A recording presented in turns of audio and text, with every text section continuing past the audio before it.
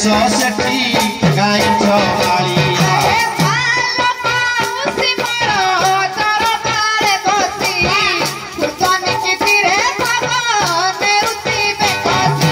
जीवन रे थी जेबे जीवी वृंदावन दर्शन करी जाई मधुसूदन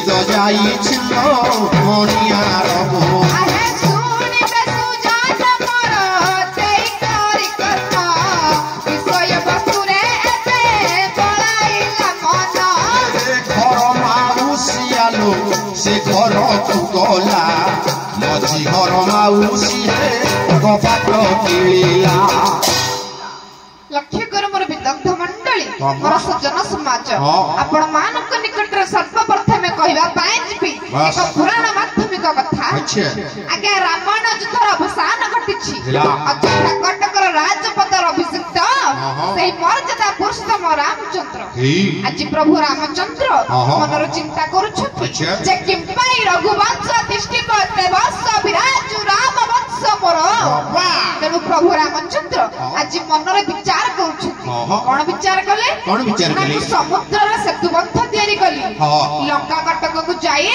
रावण इंद्रजित कुंभकर्ण भली असुर को वध करी ए पृथ्वीर भार को सुवास करी तो कीर्ति जाई चंद्र मार प्रकाश पाइला किंतु एही वंशर नाम रघुवंश लोपन पाई राम वंश हेबो नाही काहे की हेबो नाही ठीक कथा ए कथार सत्य मोचन पाई प्रभु रामचंद्र कुलगुरु वशिष्ठ को डकाई पठाई छथि निमंत्रण देई एठी कुलगुरु वशिष्ठ निमंत्रण पास पहुंचछथि केउठी ना अयोध्या कटकरे जेतेबेले कुलगुरु वशिष्ठ को देखि देछथि पुत्र रामचंद्र आज गुटे प्रणामटी करछथि प्रभु रामचंद्र केमिति प्रणाम कले शास्त्र कहे कोन शास्त्र कहि यदि हमें गुरुजन मान को प्रणाम करिबा ताले केमिति प्रणाम करबो उचित कोन उचित केमिति नियम अछि तार कोन केमिति शास्त्र रे मनुष्य हिता लिखिले कोन लिखिले कले पता भ्राम जन भ्राम कर भ्राम कले पुरा सासिर सा बच्चा कले मन वचन कर्तव्य कले अष्टांग प्रणिपात या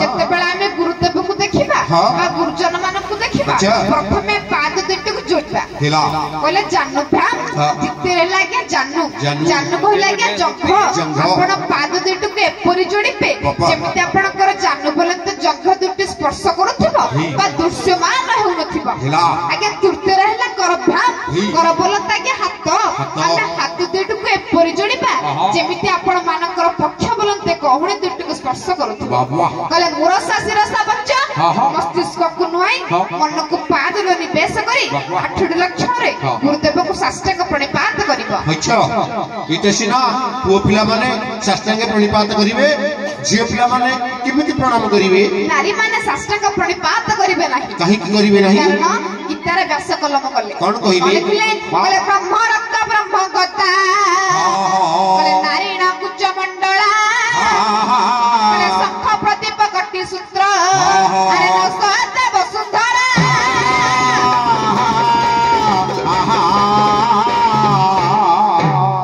कहउछंती कहले ब्रह्म रक्त यदि ब्राह्मण मानक रक्त ए पृथ्वी पृष्ठ ऊपर पड़िबो कहले ताहा मा वसुधा मा पृथ्वी सह करि पाइबो ना ना ब्रह्म गता यदि ब्राह्मण माने बिना आसन रे भूमि ऊपर बसती तले ताहा मध्य मा वसुधा सह करि पाइबो ना कहले नारी ना कुच मंडला एठी आसीना कथा नारी माने काहे की मुख तळको करि सोइबे नाही कारण नारी मानकर कुच परंत बक्ष ताहा केबे भूमि को स्पर्श करिबो नाही कारण सेति पई नारी माने केबे मुख तळको करि सोइबे नाही तेनु नारी माने केबे साष्टांग प्रणिपात करिबे नाही हम सुसा भाई और भाउज सप्ताह बेले मुख तळको माडी हेकी सोउची ताको मन्ना करियो ताको मन तमे मन्ना करे जे की कहूची मो अंटा को होची मो अंटा को होची ତ ମନା କରିବା ମୁଖ ତଳକୁ ଶୋଇବେ ନାହିଁ ତେଣୁ ନାରୀ ମାନେ ସାଷ୍ଟାଙ୍ଗ ପ୍रणिपात କରିବେ ନାହିଁ ଏଠି ଗଲେ ମନା କରିବୁ ତେଣୁ କଣ କହୁଛନ୍ତି କଣ ତେଣୁ ନାରୀ ମାନେ ସାଷ୍ଟାଙ୍ଗ ପ୍रणिपात କରିବେ ନାହିଁ ମାନେ ଶଙ୍ଖ ପ୍ରଦୀପ କଟି ସୂତ୍ର ମାନେ ଶଙ୍ଖ ଏବଂ ଦୀପକୁ କେବେ ଖାଲି ସ୍ଥାନ ତଳେ ରଖିବେ ନାହିଁ ତାକୁ କିଛି ଅରୁଆ ଚାଉଳ ଫୁଲ କିମ୍ବା ଦୁବ ଉପରେ ରଖିବେ କଟି ସୂତ୍ର ଆଜ୍ଞା ରଜସ୍କନ୍ଧ ନାରୀ ମାନଙ୍କର ଅଣ୍ଟାର ଡରକୁ କଟି ସୂତ୍ର କୁହାଯାଇଥାଏ ତାହା କେବେ ଭୂମି ଉପରେ ପକାଇବ ନାହିଁ ପୃଥିବୀ ଉପରେ ପକାଇବ ନାହିଁ କୋଉଠି ପକେଇବ ଜଳରେ ନେଇ ପକାଇବ କାରଣ ଏଇ ସବୁ ଜିନିଷକୁ ମା ବସୁଧା ସହ୍ୟ କରିପାରେ ନାହିଁ ତେଣୁ ପ୍ରଭୁ ରାମଚନ୍ଦ୍ର ଗୁରୁଦେବ ବଶିଷ୍ଠଙ୍କୁ ଗୋଟେ ସାଷ୍ଟାଙ୍ଗ ପ୍रणिपात କରିଛନ୍ତି ଏଇ ସମୟରେ ପୁତ୍ର ରାମଚନ୍ଦ୍ର କଣ କରୁଛନ୍ତି ତାଙ୍କ ପାଦକୁ ଟିକେ ଧୌତ କରିଦେଲେ କେମିତି ଧୌତ କଲେ ଆଜ୍ଞା ନା ଅତି ଭିଡିଓ ନା ଦାସ କଲମ କଲେ ଭାଗବତରେ କହିଲେ ପବିତ୍ର ଜଳେ ପାଦ ଧୋଇ ପବିତ୍ର ଜଳେ ପାଦ ଧୋଇ ପବିତ୍ର ଜଳେ ପାଦ ଧୋଇ ପବିତ୍ର ଜଳେ ପାଦ ଧୋଇ ଆସନେ ବସାଇଲେନି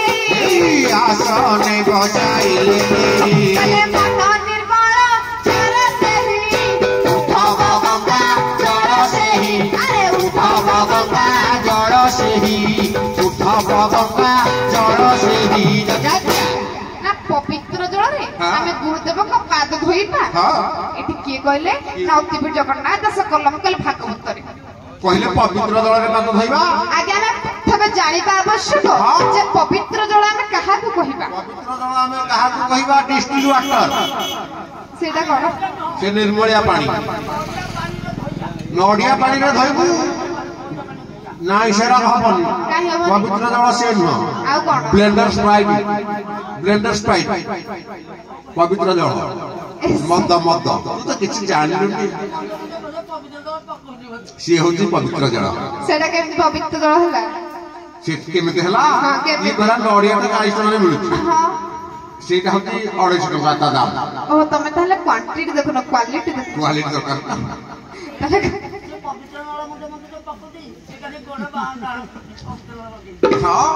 ତମ ହିସାବରେ ତାହେଲେ ପବିତ୍ର ଜଳ ହଉଛି ଡିଷ୍ଟ୍ରିକ୍ଟ ୱାଟର ତମ ହିସାବରେ ନଡ଼ିଆ ପାଣି ତମେ ଠିକ କଥା କହିଲ ଆମେ ପବିତ୍ର ଜଳ ଆଜ୍ଞା କାହାକୁ କହିବା ନା ପୌଳ ଜଳ କିମ୍ବା ଗଙ୍ଗା ଜଳକୁ ଆମେ ପବିତ୍ର ଜଳ ବୋଲି କହିବା କଣ ଗୁରୁଦେବ ଘରକୁ ଆସିବେ ଆମେ ଯିବା ବଜାରକୁ ଗୋଟେ ପୌଳଟିଏ କିଣିବା କିମ୍ବା ଗୋଟେ ଗଙ୍ଗା ଜଳ ବୋଟଲଟେ କିଣିବା ଆଣିକି ଢାଳିବା ନା ଏଟା ସମ୍ଭବ ନୁହଁ ତାହେଲେ କଣ କରିବା ନା ମନ ନିର୍ମଳ ଯାର ଦେହି ଉଦ୍ଧବ ଗଙ୍ଗା ଜଳ ସେହି ଯାହାର ମନ ପବିତ୍ର ଥାଏ ସେ ଯେଉଁ ଜଳରେ ଗୁରୁଦେବଙ୍କ ପାଦକୁ ଧୌତ କଲେ ମଧ୍ୟ ସିଏ ପବିତ୍ର ଜଳ ରକ୍ଷା ପାଇଥାଏ ତେଣୁ ଆଜି କଣ କହୁଛନ୍ତି ପୁତ୍ର ରାମଚନ୍ଦ୍ର ମନରୂପକ ପବିତ୍ର ଜଳରେ ଗୁରୁଦେବଙ୍କ ବଶିଷ୍ଠଙ୍କ ପାଦକୁ ଧୌତ କରିଦେଲେ ତାପରେ ଆଜ୍ଞା କାର୍ଯ୍ୟ କଣ ତାଙ୍କ ଖଣ୍ଡି ଆସନ ଦେଲେ ବସିବା ପାଇଁ କାରଣ ମୁଁ ପ୍ରଥମରୁ କହିଛି ବ୍ରାହ୍ମଣ ମାନେ ବିନା ଆସନରେ ଭୂମି ଉପରେ ବସିବେ ଆଜ୍ଞା ଆସନ ବସିବାର ନିୟମ କଣ ନା ବହି ସିଦ୍ଧାନ୍ତ ଦର୍ପଣ କବି ପଠାଣି ସାମନ୍ତ କଲମ କଲେ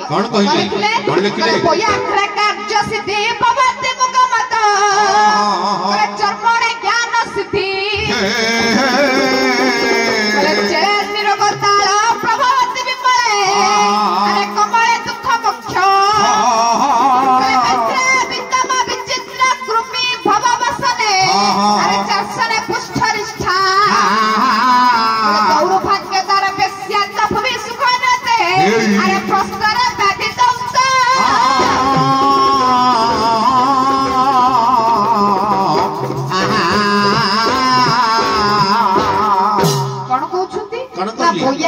କାର୍ଯ୍ୟ ସିଦ୍ଧି ଭବତି ମୃଗ ମତ ଚର୍ମଣେ ଜ୍ଞାନ ସିଦ୍ଧି ଆଜ୍ଞା ବୈୟାଘ୍ରେ ବୋଲନ୍ତି ବ୍ୟାଘ୍ର ଯଦି ଆମେ ବ୍ୟାଘ୍ର ଚମଡ଼ାରେ ବସିବା ତାହେଲେ ଆମର ଜ୍ଞାନ ସିଦ୍ଧି ହୋଇଥାଏ ବା କାର୍ଯ୍ୟ ସିଦ୍ଧି ହୋଇଥାଏ ତାପରେ କଣ କହୁଛନ୍ତି ଚେଳ ନିରୋଗ ତାଳ ପ୍ରଭାବତୀ ବିମଳେ ଆଜ୍ଞା ତାଳ ନିର୍ମିତ ଆସନ ବା ଚେର ନିର୍ମିତ ଆସନରେ ଯଦି ଆମେ ବସିବା ତାହେଲେ ଆମର ସମସ୍ତ ରିଷ୍ଟ ଖଣ୍ଡନ ହୋଇଥାଏ ବା ଆମକୁ କୌଣସି ରୋଗ ହୋଇନଥାଏ କହିଲେ ବେତରେ ବିତ୍ତମ ବିଚିତ୍ର କୃମି ଭବ ବସନେ ଚାଷନେ ପୃଷ୍ଠନିଷ୍ଠା କହିଲେ ବେତ ନିର୍ମିତ ଆସନରେ ଯଦି ଆମେ ବସିବା ପିତାଙ୍କ ବୋଲନ୍ତି ଧନ ପ୍ରାପ୍ତ ହୋଇଥାଏ ତାପରେ କଣ କହୁଛନ୍ତି କହିଲା କୃମି ଭବ ବସନେ ଚାଷନେ ପୃଷ୍ଠନିଷ୍ଠା କହିଲେ କୃମି ଉଦ୍ଭବ ଆସନ ବୋଲନ୍ତି ରେଶମ ଆସନ ଯଦି ଆମେ ରେଶମ ଆସନରେ ବସିବା ତାହେଲେ ଆମର ସମସ୍ତ ରିଷ୍ଟ ଖଣ୍ଡନ ହୋଇଥାଏ। ଆଚ୍ଛା। ଦୌର୍ଭାଗ୍ୟ ଦ୍ୱାରା ବେଶ୍ୟାତ ଭୂମି ସୁଖ ନିରତେ ପ୍ରସ୍ତରେ ବାଦ ଦୌସ୍ତ ଆଜ୍ଞା ଦୌର୍ଭାଗ୍ୟ ଦ୍ୱାରା ବେଶ୍ୟାତ ଆଜ୍ଞା ଦାରୁ ନିର୍ମିତ ବା କାଠ ନିର୍ମିତ ଆସନ ଯଦି ଆମେ ବସିବା ତାହେଲେ ଆଜ୍ଞା କଣ ହୋଇଥାଏ ନା ଆମକୁ ଦୁର୍ଭାଗ୍ୟ ପଡିଥାଏ। ତାପରେ କଣ କହୁଛନ୍ତି ପ୍ରସ୍ଥରେ ବ୍ୟାଧି ଦୌସ୍ତ ଯଦି ଆମେ ପଥର ଉପରେ ବସିବା ତାହେଲେ ଆମକୁ ବ୍ୟାଧି ହୋଇଥାଏ ବା ରୋଗ ହୋଇଥାଏ ଯାହାକୁ ଆମେ କଷ୍ଟ ହୋଇଥାଏ। ତେଣୁ ଭୂମି ଉପରେ ଆମେ ବସିଲେ ଆମକୁ ଆନନ୍ଦ ଲାଗିଥାଏ। ତେଣୁ ପ୍ରଭୁ ରାମଚନ୍ଦ୍ର ଗୁରୁଦେବ ବଶିଷ୍ଠଙ୍କୁ ଗୋଟିଏ ମୃଗ ଚମଡ଼ା ଦେଲେ ବସିବା ପାଇଁ। ମୃଗ ଚମଡ଼ା ଦେଲେ ଆମେ କୋଉଠୁ ମୃଗ ଚମଡ଼ା ପାଇବୁ? ତମେ ଗଲେ ତମେ ମାମୁଁ ଘର ଯିବ ମାମୁଁ ଘର। ତେଣୁ କଣ କହୁଛନ୍ତି ନା ପ୍ରଭୁ ରାମଚନ୍ଦ୍ର ଗୁରୁଦେବ ବଶିଷ୍ଠଙ୍କୁ ଗୋଟିଏ ଆସନ ଦେଲେ ବସିବା ପାଇଁ।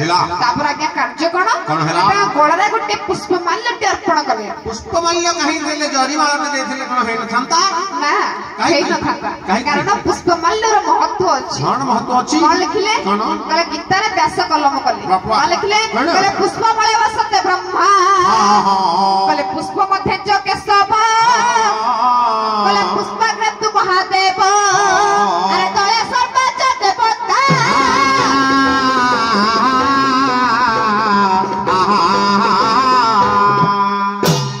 କାହିଁକି ଆମେ ଗୋଟେ ପୁଷ୍ପମାଲ୍ୟ ଦେବା ଜଣଙ୍କ ଗଳାରେ? କାହିଁକି ନା ଗୋଟେ ପୁଷ୍ପର ଆଜ୍ଞା ମୂଳ ଭାଗର ସ୍ୱୟଂ ସୃଷ୍ଟିକର୍ତ୍ତା ବ୍ରହ୍ମା ବାସ କରିଥାନ୍ତି।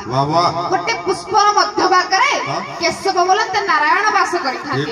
ଗୋଟେ ପୁଷ୍ପର ଅଗ୍ରଭାଗରେ ସ୍ୱୟଂ ଅକର୍ମ କର୍ମ ଦାୟକ ପ୍ରଭୁ ଭୋଳା ଶଙ୍କର ବାସ କରିଥାନ୍ତି।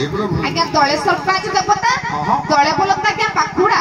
ତେଣୁ ପାଖୁଡାରେ ସମସ୍ତ 33 କୋଟି ଦେବତା ବାସ କରିଥାନ୍ତି। ତେଣୁ ଯେଉଁ ବ୍ୟକ୍ତିଙ୍କ ଗଳାରେ ଆଜ୍ଞା ପୁଷ୍ପମାଲ୍ୟଟି ଦିଆଯାଏ ତାକୁ ଦେବତା ସଦୃଶ ମଣି କରି ଦିଆଯାଇଥାଏ। ଦେବତା ସଦୃଶ ମନେ କରି ଦିଆଯାଇଥାଏ। ବର୍ତ୍ତମାନ ତମରି ଗଳାରେ ପୁଷ୍ପମାଲ୍ୟ ପଡିଛି, ତେମେ ହେଲ ଆମର ଦେବତା ସମାନ ସଦୃଶ। ତମରି ମୁଣ୍ଡରେ ନଡିଆ ବାଡେଇକି ତମ ନାକ ପୁରାରେ ଧୂପ କାଠି ମାରିଦବା। ଦେବତା ତମେ? ଦେବତା କେମିତି ଜାଣିଲ? ତମ ବେକରେ ପୁରା ଫୁଲମାଳ ପଡିଛି। ଆରେ ମୂର୍ଖ, ମୋ ଗଳାରେ ପୁଷ୍ପମାଲ୍ୟଟି ପଡିନାହିଁ। ବର୍ତ୍ତମାନ ମୁଁ ଯେଉଁ ପଦବୀରେ ଏଠି ଅଛି ବା ଯେଉଁ ଷ୍ଟେଜରେ ମୁଁ ଯେଉଁ ଷ୍ଟେଜରେ ଷ୍ଟାଣ୍ଡ କରିଛି ତାଙ୍କ ଦେହରେ ଗଳାରେ ପୁଷ୍ପମାଲ୍ୟ ଦିଆଯାଇଛି। ଏତେ କଥା କଣ ଆମେ ଜାଣୁଛୁ ପାଳିଆ ଭଳିଆ ଲୋକ? ଆଉ ମୂର୍ଖଙ୍କର ବୁକୁଚା ଭୁଆ। ବୁକୁଚା କହିଲେ ମୁଁ ଜାଣିଛି ବେଗ ବୋଝ ଗଣ୍ଠିଲି ବୁକୁଚା କହନ୍ତି ଜାଣିଛି। ତାପରେ ସେ କଣ କହିଲା? ମୂର୍ଖଙ୍କର ବୁକୁଚା ଭୁଆ। ଆଚ୍ଛା, ମୁଁ ଯାହାର ବୁକୁଚା ବହୁଛି ବେଗ ବହୁଛି ସେ ହେଲା ମୂର୍ଖ। ମୁଁ ପୁରା ସଦାବେଳେ ତୋରି ବେଗ ନେଇକି ଯାଉଛି ଘରକୁ ବସାକୁ। କହୁଛ କି ମୁଁ ହଉଛି ମୂର୍ଖ? ମୁଁ ଏଡେ ବଡ କଥା କହିବି, ସିଏ କହିଲା ନା। ଛାଡ ବିଷୟବସ୍ତୁ ଆଡକୁ ଯିବା। ସମୟ ଅଭାବ ଆମ ପାଇଁ। ତେଣୁ କଣ କରୁଛନ୍ତି?